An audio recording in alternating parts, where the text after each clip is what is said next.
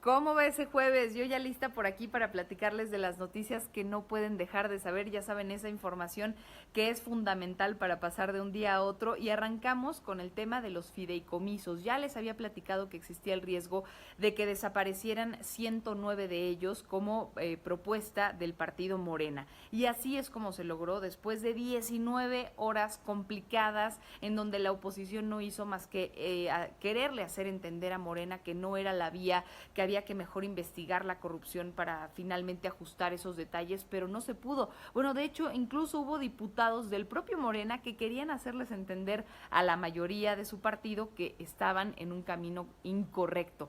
Pero a pesar de eso, pues se cumplió el encargo de Andrés Manuel López Obrador, se eliminan esos 109 fideicomisos junto con los fondos que son 68,000 millones de pesos. Ahora, esto se turna a los senadores, que también van a tener que hacer esta parte de filtrar, pero para que entendamos rápidamente a quiénes se van a afectar, algo de lo que ya les platicaba, el Fonden se queda sin estos fideicomisos, sin estos fondos, los derechos humanos, los periodistas, los deportistas de alto rendimiento, la ciencia y la tecnología, el cine, entre muchos otros rubros que se van a ver muy afectados.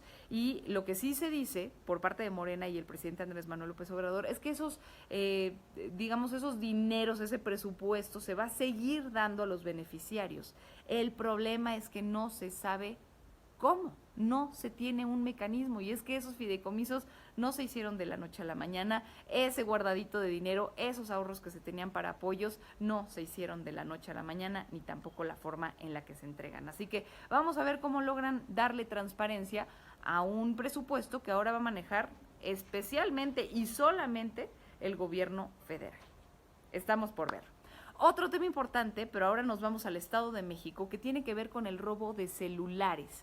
Ahora se está proponiendo por parte también de los diputados, pero del Estado de México, que se agrave la pena. Antes se hablaba de entre 6 meses y 4 años, pero además había un tema de que se podía salir bajo fianza. Pues ahora las cosas están por cambiar, porque la propuesta es que en vez de el máximo de 4 años, sean hasta 12 años si se trata específicamente de robo de celulares.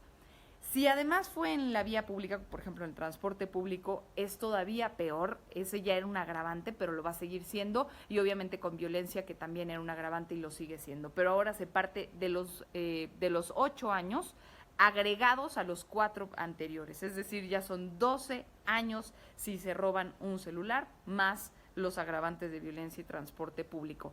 Y no solo eso, sino que ya no van a tener la oportunidad de tener libertad bajo fianza, que era también algo que se usaba y que todos conocíamos como la famosa puerta giratoria. Entonces, nada de que entran y salen, sí se aprueba esta iniciativa que se tiene ahí en el Estado de México. Y por último, sobre el COVID-19, nada más antes de darles las cifras, les quería recordar que ya se sabe más del virus, que no hay una inmunidad al 100%, que a nivel mundial se conocen más o menos 30 casos de reinfección, y que no es cierto que la segunda vez que nos enfermamos es menos virulenta que la primera. Puede seguir siendo grave. De los 30 casos que se conocen a nivel mundial de forma oficial, porque seguramente habrá más que no se han registrado, de esos 30, 10 fueron más graves que las primeras veces. ¿Eso por qué? Porque hay diferentes cepas. La segunda vez pudimos haber sido primero inmunes a una cepa, y la segunda vez nos puede ir peor porque nos contagiamos de una cepa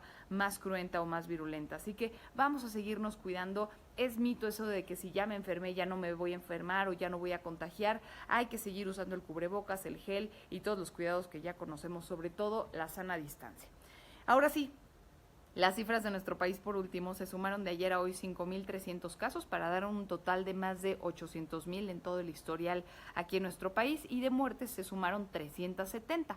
Eso ya nos lleva a más de 83,000 muertes en nuestro país por COVID-19. Así que hay que seguirnos cuidando. Descansen y nos vemos.